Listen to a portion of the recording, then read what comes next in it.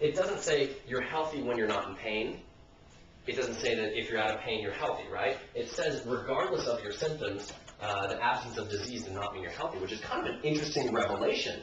And talking about pain a little bit, pain is not fun, but it serves a purpose.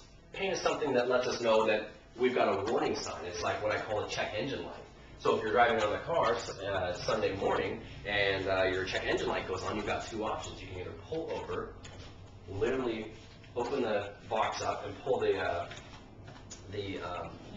fuse, help me out here, the fuse that goes to the check engine light, or you can actually take it to a mechanic and get it fixed. Sounds like a very obvious answer, but that's kind of the way that we've known our health to be. Or take a hammer to the dashboard. Yeah, you can do that too. So the question is, health found at the bottom of a prescription jar? Yes or no? Okay. Most important question of the evening. John, I'm going to have you just wait just a little bit. Where does health come from then? Let's hear it. State of being. Health comes from a state of being. Yeah? You don't have to participate. Don't mind me. I'll pick on you. I guess lifestyle. Okay. Okay. Good. Brandon, anything? Where does health come from? It's a weird question. There's no wrong answer. Where does health come from? Okay, great to have you here. We're going to answer that real quick. Pat, anything? Stump you? Yeah. Laurie? You said state of being. Okay, health comes from the same place that makes your hair grow, makes your heart beat, and where love comes from. Kind of weird. Hopefully we catch it on here. So let me ask you, have you ever gotten cut, little slice on the finger, and you didn't apply ointment or a Band-Aid? Anyone? Anyone got cut? Did it heal? Why? Because life heals. If you had that same exact cut, same exact instrument, everything's identical to yourself, and the same cut was applied to a corpse, would the corpse heal? So life heals, right? Then we can deduce that instruction pretty cool. Is anyone familiar with the immunoglobulin cycle? IgG, IgE? Okay, so what those are, basically, those are little cells, and they go to spots of inflammation, and their job is to clean up the area, clean out the cell debris, bring new nutrients in, get old out. No one's familiar. Is anyone familiar with, how about, do you know how many times your heart's supposed to beat per minute to keep you alive? How about how many breaths you're supposed to breathe in order to keep you alive? I'm asking these questions because if you don't even know what a friggin' immunoglobulin is, how does it know to heal itself? How does it know to go to the sites? You ever wondered that? You ever woke up in the morning and be like, survived another night, I didn't have to think about breathing or my heart beating. Yeah, next time you guys have a pondering session, think about that. That's the craziest thing. So, there's got to be something that controls all of that, and that's life, and that's your nervous system. Your nervous system controls every function in your body, and essentially your health. And I'll explain to you how the nervous system works. I have touched on it a little bit. This diagram explains a little bit more. So we have a little tear. Your brain's up here. It's kind of a big deal, so it's encased in skull. You have to do some pretty serious damage to affect the brain. I know because I've had 8 concussions. Not very fun. Your brain sends messages through your spinal cord, and it's kind of like a freeway, and then your spinal nerves are on and off ramps, if you will. So those on and off ramps go to your organs, they go to your skin, they go to your muscles, and for the sake of this being such a small TV, I didn't list everything else. It goes to your thoughts, goes to everything. So here's how it works.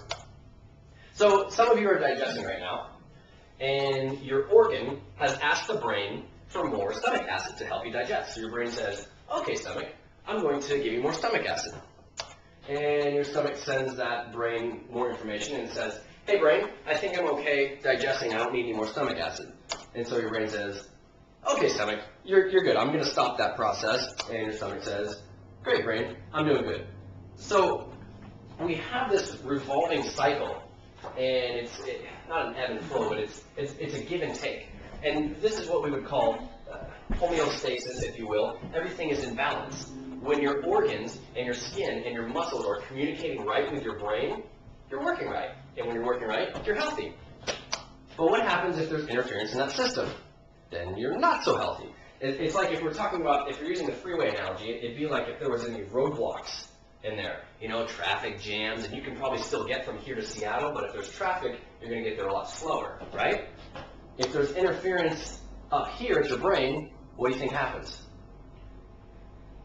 Everything gets clogged up. Everything gets clogged up. How about you die? If you have brain interference, you are dead. If you have spinal interference, spinal cord interference, what would you, if what I said, if you're dead at the brain level, if you have interference at your spinal cord, what do you think happens? Quadripara, right? Paraplegic, Prime example, Christopher Reeves. Fell off a horse, damaged his spinal cord, everything from that nerve root down, don't work no more. If you have interference here, do you know what that is? Muscular dystrophy. Okay, that could, that could be one of them. A little less complicated than that. That's okay, we're going to get into it. Weakness. You could have symptoms of weakness. That's called subluxation. So, how many people drove here today? No, Didn't drive here. I did. All right, here we go. Everyone drove here today. Okay, I've got a great thing, a great suggestion that you should do. On your way home, put on a blindfold, and then try and drive home. Who's up for it? Any takers? No? Dang, I'm all by myself on this one. Thought you guys were adventurous. Okay. So we're going to follow you and watch. You're going to follow me, yes. Yeah, exactly. Follow me very, very carefully. So, if you drove blindfolded, you might get maybe a block, maybe two. If you know your way around Vancouver really well, I recommend taking a right out of here. But most likely that would cause some serious chaos and you'd probably get into a crash. So there are a variety of stresses on your body that can cause your nervous system to what I would call be blindfolded. It would result in that same chaos that you'd experience if you drove blindfolded. That's called subluxation. Eventually, the interference would lead to a crash, which we would call symptoms, and you'll be in a state of dis-ease, not disease, dis-ease, which is the definition of functioning without ease. Subluxation is the blindfold, a misalignment of the spinal bone. We've talked about this just a little bit in our reports together. It increases pressure on those nerves, which are your freeway exits on and off ramps, and it causes nerve interference and dis-ease. So what's an adjustment? An adjustment is a specific force delivered to a spinal bone to remove that interference, which we would call that blindfold, and that removes interference from the brain to the body. That's a little demonstration right there.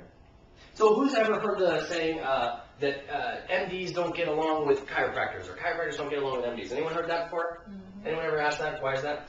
The reason why, and I would get along is probably a bad use of words, but maybe not agree would be more of a closer relationship. It's because our goals are completely different. There's causes and there's effects. So if you go to the medical doctor because you have symptoms and all they want to take care of are your symptoms, they are treating your effect. Yes or yes? Yes. If we can find a root of that problem, we would be taking care of the cause, which most people actually like that, as opposed to just taking care of the symptoms. If you have that subluxation, you cannot have health. They're opposites. So if you've been in here long enough, I know brand new to the practice, and we do welcome you, you will see grandmas and young people and athletes and middle-aged people and teenagers and adolescents and all this stuff. What do you think is the single common thing that every single person has in common? I said that twice. Has in common. Subluxations. I was hoping we could have some fun with this one. Yes, Dion, you got the answer right. Usually it's pain or it is that crash that brought them in here. It's usually a symptom. But what keeps them coming back is the location, detection, analysis, and reduction of subluxation. That's why people come back, is to remove that interference. There's no discrimination on age. Birth trauma is, like I said, birth trauma. There's trauma in the birth canal that can cause subluxation from a very young age. It can go on to toddlers, bumping and bruising. It can go on to middle age, and middle school and high school. There is no discrimination on age with subluxation. Dang. That was fast.